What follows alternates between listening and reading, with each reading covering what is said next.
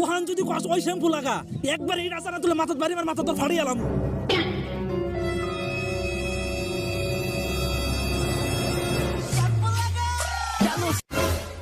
ওই দাঁড়া দাঁড়া দাঁড়া শ্যাম্পু তোর লাগাচ্ছিস, দাঁড়া দাঁড়া বলতেছি কই যাস?